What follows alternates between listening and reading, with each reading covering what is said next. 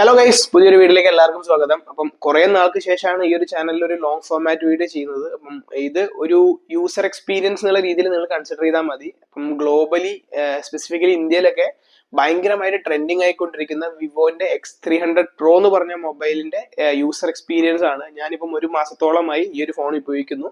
എൻ്റെ primary phone ഇതാണ്. എൻ്റെ മുൻപുണ്ടായിരുന്നത് S25 ആണ്. അപ്പം ഈ ഇൻസ്റ്റയിലും മറ്റേലൊക്കെ കണ്ടിട്ടുള്ള വീഡിയോ കണ്ട് ഞാൻ കൺവിൻസ് ആയതാണ്. എന്നെ ഈസിലി കൺവിൻസ് ചെയ്തിട്ടാണ് ഞാൻ X300 Pro മാറിയത്. പക്ഷെ അതിനുശേഷം എനിക്ക് വന്നിട്ടുള്ള കുറച്ച് നെഗറ്റീവ്സ് മീൻസ് അത് മാറേണ്ടിയിരുന്നില്ല എന്ന് പല സമയത്ത് തോന്നിയിട്ടുണ്ട്, അതിന്റെ കാരണങ്ങളും. എന്നാൽ അത് ഇത് മാറിയത് കൊണ്ടുള്ള കുറച്ച് അഡ്വാൻറ്റേജസും ഉണ്ട്. അതെന്താന്നുള്ളതാണ് ഈ ഒരു വീഡിയോയിലൂടെ പറയുന്നത്. അപ്പം നേരെ വീഡിയോയിലേക്ക് പോവാം. ഫസ്റ്റ് തന്നെ പറയട്ടെ, ഞാൻ ആദ്യം ഉപയോഗിച്ചിട്ടുണ്ടായിരുന്നത് S25 ആണ്. അതറിയാം, അത്യാവശ്യം ഫ്ലാഗ്ഷിപ്പ് ഫോൺ തന്നെയാണ്, നല്ലൊരു ഫോൺ തന്നെയാണ്, ഒരു കുഴപ്പമില്ല. ഇപ്പൊ S26 ഇറങ്ങാൻ പോവാണ്. പക്ഷെ ഞാൻ പറഞ്ഞല്ലോ, ഈ ഇൻസ്റ്റയിലൊക്കെ കണ്ടിട്ടുള്ള ഈ ഒരു കൺവിൻസിങ്, അതുകൊണ്ടാണ് ഞാൻ ഇങ്ങോട്ട് മാറിയത്. അപ്പം എനിക്ക് നെഗറ്റീവ്സ് പറഞ്ഞു തുടങ്ങാം ആദ്യം തന്നെ. അതിൽ ഏറ്റവും എനിക്ക് നെഗറ്റീവ് ആയിട്ട് തോന്നിയത് ഇതിന്റെ റീസെയിൽ വാല്യൂ എന്ന് പറഞ്ഞുള്ള ഒരു സാധനമാണ്. വൺസ് നിങ്ങളിപ്പം ഒരു പുതിയൊരു X300 Pro ആണ് എടുത്തതെന്നുണ്ടെങ്കിൽ, നിങ്ങൾ ഇന്ന് എടുത്തിട്ട് ഇന്ന് വൈകുന്നേരം അത് കൊണ്ടു കൊടുക്കുകയാണെങ്കിൽ നിങ്ങൾക്ക് ഒരു 30,000 മിനിമം ലോസിലായിരിക്കും വരുന്നുണ്ടാവുക. അത് എന്തുകൊണ്ടാന്ന് വെച്ച് കഴിഞ്ഞാൽ മിക്ക മൊബൈൽസിൽ നിങ്ങൾക്ക് അറിയുന്നവരാണെന്നുണ്ടെങ്കിൽ അറിയും. കാരണം മൊബൈൽ ഷോപ്സിൽ ഈ ബോക്സ് സീൽഡ് ബോക്സ് പൊട്ടിച്ചു കൊടുത്തിട്ടുള്ള ഒരു സംഭവം ഉണ്ട്. അതായത് ജസ്റ്റ് ഒരു ലോണിന്റെ സെറ്റപ്പിന് വേണ്ടി ഒരു അഡ്ജസ്റ്റ്മെന്റ് എന്നുള്ള രീതിയിൽ പല മൊബൈൽ ഷോപ്സിലും ഈ ഒരു ഫോണ് ഓൺലൈനിൽ നിങ്ങൾക്ക് കാണാൻ പറ്റും. പുതിയ ഫോൺ 85,000 എന്നൊക്കെ പറഞ്ഞിട്ട് കിട്ടുന്നുണ്ട്. ചില കടകളിൽ 110 ആയിരിക്കും പുതിയ സാധനത്തിന്.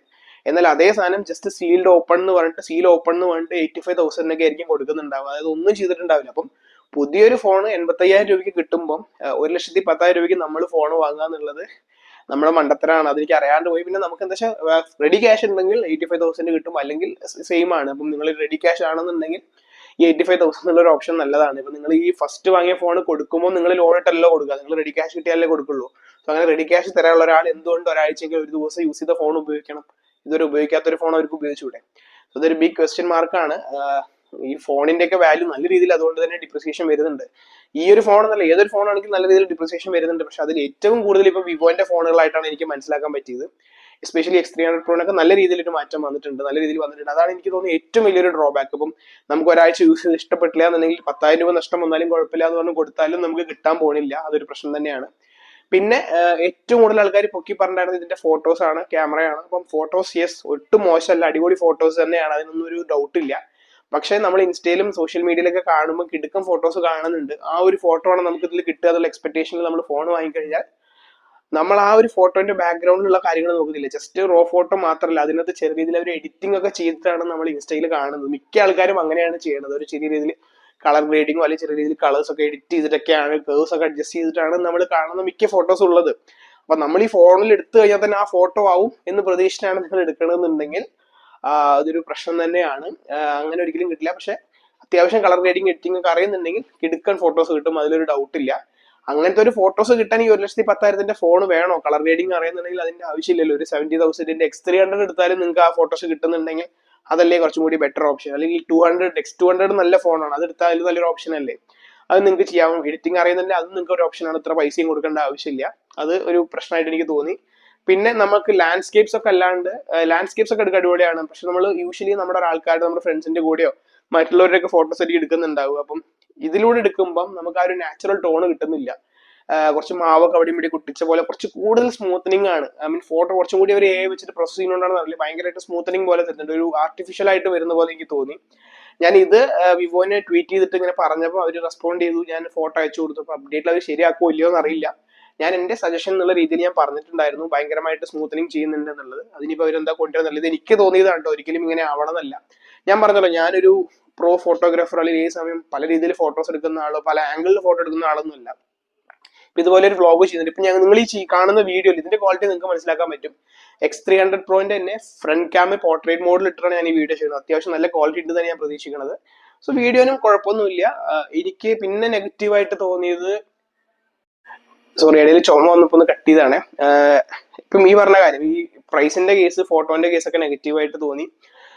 പിന്നെ മാക്രോ ലെൻസും ഈ പോർട്രേറ്റ് എടുക്കുമ്പോൾ എന്താന്ന് വെച്ച് കഴിഞ്ഞാൽ സൂം ചെയ്യുമ്പം ചില സമയത്ത്, സൂം ചെയ്യാന്നല്ല, നമ്മൾ ഫോക്കസ് ചെയ്യുന്ന സമയത്ത് പല സമയത്തും ഇമേജ് അത്രയ്ക്ക് പക്കയായിട്ട് പിടിച്ചാൽ മാത്രമാണ്, ചെറിയ രീതിയിൽ ഒരു ഇത് വന്നാൽ പോലും ഇമേജ് പെട്ടെന്ന് ബ്ലർ ആവുന്ന പോലെ എനിക്ക് തോന്നിയായിരുന്നേ.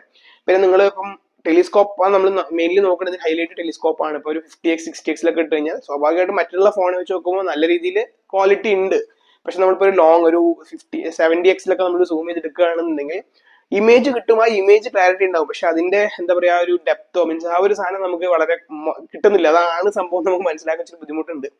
അതിൽ ഏറ്റവും ചലഞ്ച് എന്താ വെച്ചാൽ നമ്മളിപ്പോൾ ഫോക്കസ് ചെയ്തുകൊണ്ടിരിക്കുമ്പോൾ നമ്മൾ സൂം ചെയ്തിട്ട് നമ്മളത് ഫോക്കസ് ചെയ്യണമെങ്കിൽ നമ്മൾ സ്ക്രീനിൽ ടാപ്പ് ചെയ്യണമല്ലോ. സോ നമ്മുടെ കൈ ഒരു 60x അത്യാവശ്യം കുറച്ച് വെയിറ്റ് ഉള്ളത് കൊണ്ട് തന്നെ ഒരു 60x ഇടുമ്പോൾ നമ്മുടെ കൈ നല്ല രീതിയിൽ ഷെയ്ക്ക് ആവുന്നുണ്ട്. അപ്പൊ നമുക്ക് ഫോക്കസ് ചെയ്യാൻ കുറച്ച് ബുദ്ധിമുട്ടുണ്ട്. ഓട്ടോമാറ്റിക്കലി നമ്മൾ കുറച്ച് സൂം ചെയ്യാൻ തന്നെ സ്റ്റെബിലൈസേഷൻ ചെറിയ രീതിയിൽ പോകുന്നതായിട്ട് എനിക്ക് തോന്നിയിട്ടുണ്ട്. ഇതൊക്കെ എന്റെ പേഴ്സണൽ അഭിപ്രായമാണ്, എല്ലാവർക്കും അങ്ങനെ ആവണമെന്നില്ല. ഞാൻ അതാ വീണ്ടും വീണ്ടും എടുത്ത് പറയണത്.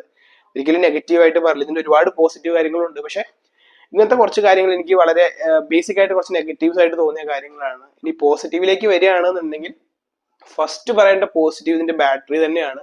നിങ്ങളിപ്പം ഈ ഒരു ഫോൺ എടുത്തിട്ട് നിങ്ങൾ എവിടേക്കെങ്കിലും ട്രാവൽ ചെയ്യുകയാണെങ്കിൽ നല്ല ഫോട്ടോസും കിട്ടും. നമ്മൾ പറഞ്ഞില്ല മറ്റുള്ള വെച്ച് അടിപൊളി ഫോട്ടോസ് നിങ്ങൾക്ക് എടുക്കാൻ പറ്റും. അതിന്റെ ഒപ്പം തന്നെ അത്യാവശ്യം നല്ല രീതിയിൽ ബാറ്ററി ബാക്കപ്പ് ഈ ഫോൺ പ്രൊവൈഡ് ചെയ്യുന്നുണ്ട്. വളരെ നല്ലൊരു ബാറ്ററി ബാക്കപ്പ് ആയിട്ടാണ് എനിക്ക് തോന്നിയിരിക്കുന്നത്. ഇത് ഇതുവരെ കുറഞ്ഞിട്ടില്ല, അടിപൊളിയായിട്ട് ബാറ്ററി ബാക്കപ്പ് ഉണ്ട്. പിന്നെ ലോ ലൈറ്റ് ഫോട്ടോഗ്രാഫി, അതിപ്പോ നമ്മൾ നൈറ്റ് എടുക്കുകയാണെങ്കിലോ ലോ ലൈറ്റിൽ എടുക്കുകയാണെങ്കിലൊക്കെ എന്റെ അഭിപ്രായത്തിൽ ഇന്നത്തെ മാർക്കറ്റിൽ വേറൊരു ഫോണിന് ഇത്രയ്ക്ക് കിട്ടും തോന്നുന്നില്ല. കാരണം അതുമാത്രം ബ്രൈറ്റ്നസ് ആണ്, അത്രമാത്രം ക്ലാരിറ്റിയിലാണ് ലോ ലൈറ്റിൽ പോലും ഈ ഫോട്ടോ എടുക്കാൻ പറ്റുന്നത്. അടിപൊളിയാണ്, അടിപൊളി എന്ന് പറഞ്ഞാൽ അടിപൊളിയാണ് ലോ ലൈറ്റ് ഫോട്ടോഗ്രാഫിയിൽ.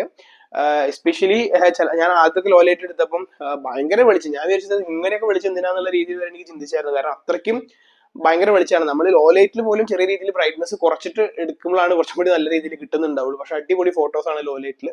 ബാറ്ററി ബാക്കപ്പും നല്ലതാണ്. പിന്നെ മാക്രോ ലെൻസ്, നമ്മളിപ്പം ഞാൻ പറഞ്ഞല്ലോ ഈ ഫോക്കസിൽ കുറച്ച് പ്രശ്നങ്ങൾ ഉണ്ടെങ്കിലും മാക്രോ ലെൻസും ഇതിന്റെ 20MP ലെൻസും ഉണ്ട് പോർട്രേറ്റ് ഫോട്ടോസ് എടുക്കാൻ വേണ്ടി മാത്രം.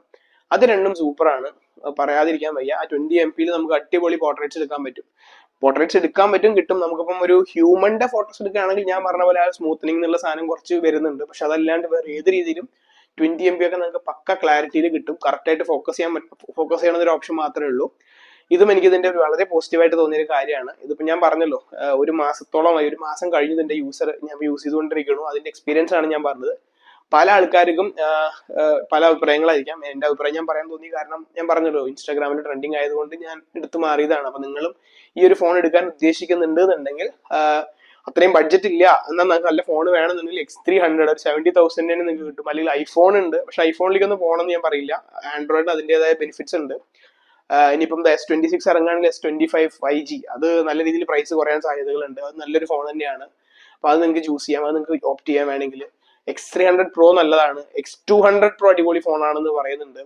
ഇനിയിപ്പം 70,000 ബഡ്ജറ്റ് ഒക്കെ ആണെങ്കിൽ ഐ ബിലീവ് ഐഫോണിനെ വേണമെന്നുണ്ടെങ്കിൽ 16 Pro കുറച്ചും കൂടി കുറയും തോന്നുന്നു. ഫുൾ ഡീറ്റെയിൽ ആയിട്ട് പറയാൻ ഞാൻ ടെക് റിവ്യൂവർ ഒന്നും അല്ല, ബട്ട് ഞാൻ അന്വേഷിച്ച് ഞാൻ കണ്ടെത്തിയ കുറച്ച് കാര്യങ്ങൾ നിങ്ങൾക്ക് എത്തിക്കണമെന്ന് മാത്രമേ ഉള്ളൂ.